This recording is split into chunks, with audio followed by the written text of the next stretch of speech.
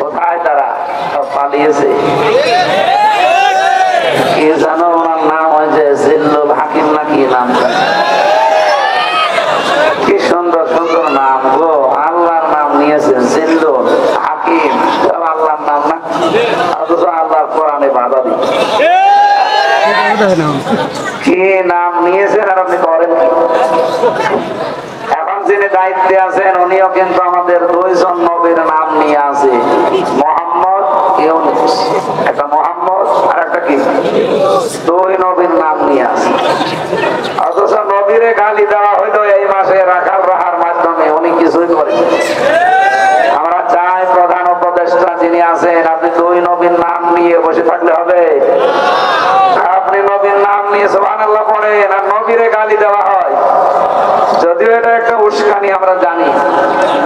আগস্টের 5 তারিখের পর থেকে 28 অক্টোবর গতকাল এই দিন পর্যন্ত আমরা দেখেছি প্রায় 27টার উপরে দাদাদের দেশ থেকে প্রায় 27টার উপরে চক্রান্ত হয়েছে, একটাও হালে পানি নেই।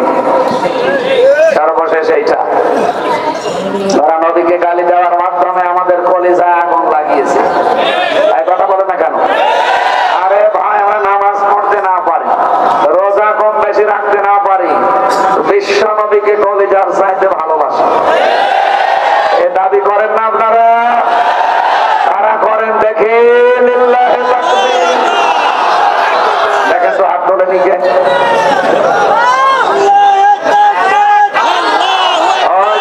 হাত তোলেননি? আলহামদুলিল্লাহ ভাই, হাত তোলালাম এই কারণে হযরত ইব্রাহিম আলাইহিস সালাম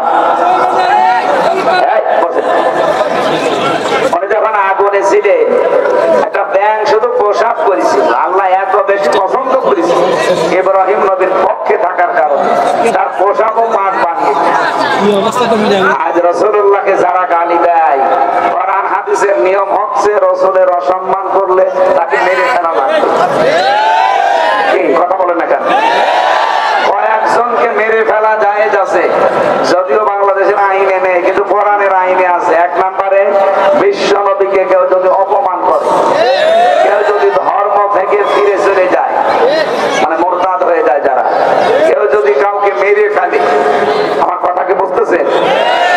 কয়েকটা কারণে মানুষ মেরে ফেলা জায়েজ আছে। এই সমস্ত নিয়ম বাদ দিয়ে বিনা কারণে কাউকে মারা যাবে না, এমনকি গাছের পাতাও আপনি ছিঁড়তে পারবেন না। আমার এ পর্যন্ত বুঝেছেন কিনা বলেন? মানুষ মারা যায় কয় কারণে? এক নম্বরে পেলাম কি, নবীকে কেউ যদি অসম্মান করে, গালি দেয়, তার সম্মান নষ্ট করে। কারণ এত দামি মানুষ, আল্লাহ নিজে কোনদিন তার নাম সরাসরি বলেন নাই, হে মুহাম্মদ, না, বলেছেন মুহাম্মাদুর রাসূলুল্লাহ। এই জন্য আরশ মহল্লা পর্যন্ত ওনার জোতার ধোলা পেয়ে ধন্য হয়ে গেছে। উনি যখন মেরাজে আরশে উঠলেন তখন জোতা পাইছিল, উনি খুলে উঠতে চাচ্ছিলেন। আল্লাহ রাব্বুল আলামিন ডাক দিয়ে বলেন, হে নবী, আপনি জোতা খুলবেন না, আমার আরশ দামি আমি জানি, কিন্তু আপনার এই জোতার ধোলায় আমার আরশ আজকে ধন্য হয়ে যাবে। এত মর্যাদা স্যার, আপনি চিন্তা করতে পারেন তাকে গালি দিচ্ছে এই দেশে দাঁড়িয়ে 96% মুসলমানের বুকের উপরে। না, এটা এর বাবারও ক্ষমতা হয়তো না রাখার রাহা, আমরা জানি এর পেছনে রাখর কোয়াল আছে। এই কথা বোঝেন আমার? ওরা বহু কায়দায় চেষ্টা চালিয়েছে। ওরা হেলমেট লিক দিয়ে, এরপরে আনসার লিক দিয়ে, আরো বাকি আমি নাম নাই বললাম, এগুলো চেষ্টা চালিয়েছে, একটাও হালে পানি নেয়নি। সর্বশেষ এইটা ওরা চাচ্ছে দেশটাতে একটা অশান্তি তৈরি করে বিশ্বের মোড়লদেরকে দেখায় যে এই দেখেন কি অবস্থা।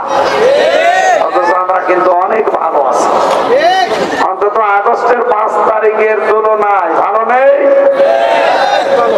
যদিও এই কয়েকদিন একটু অবনতি হচ্ছে, কিছু মানুষ, আমি কালকে প্রশাসনের একজনের সাথে এসপি, আমি কালকে বগুড়ায় যাওয়ার সময় ওনার সাথে দেখা করছিলাম, উনি আমার এই কথাগুলো বলছিল যে কিছু মানুষ এখন ওই যে যারা পালিয়েছে তাদের প্রেতাত্মারা আছে না, ওরা এখন আপনাদের এই নামে ঢুকে এই দেশটাকে অশান্ত করার জন্য চেষ্টা চালাচ্ছে।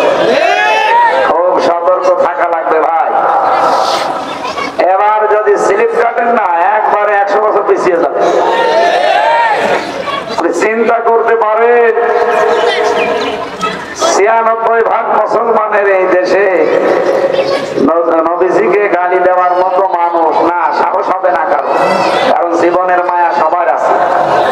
এই কথা বলে না কেন? গত 2 দিন আগে পুলিশ এসে বসে আছে, ওনাদেরকে কিন্তু পাওয়ার স্বরাষ্ট্র মন্ত্রণালয় থেকে দিয়ে দিয়েছে যে যদি কোন জায়গায় খনি, সাদাবাজ, ছিনতাইকারী, ডাকাত, এরপরে চোর, এগুলো যদি কেউ ধরতে পারেন হাতে নাতে মেরে ফেললে অসুবিধা। এটা আমি জানিয়ে দিলাম, যদি সত্যি এরকম কোন কাজে জড়িত থাকেন না, মেরে ফেললেও কিছু হবে না। কালকেও 2 জন মরে গেছে ডাকাত, পিটিয়ে মানুষ মেরে ফেলছে। আর এটা আগস্টের 5 তারিখ হলে তো আপনাকে বিসমিল্লাহি ওয়া আলা মিল্লাতি রাসূলিল্লাহ বলা ছাড়াই দিয়ে দিতাম মাটি নিচে, কিছুই হতো না। আগস্টের 5 তারিখ পার হয়ে গেছে, এই জন্য অত নিচে নামছি না, কিন্তু সতর্ক থাকবেন আপনারা। রাসূলুল্লাহকে গালি দেওয়ার মাধ্যমে ওরা চাচ্ছিল আমরা উত্তেজিত হয়ে ওদেরকেও মারামারি করি, আর এটা ওরা বিশ্বের মডেলদেরকে দেখা এই যে জঙ্গি এই দেশে ভরে গেছে, অথচ বাংলাদেশে যে জঙ্গি নেই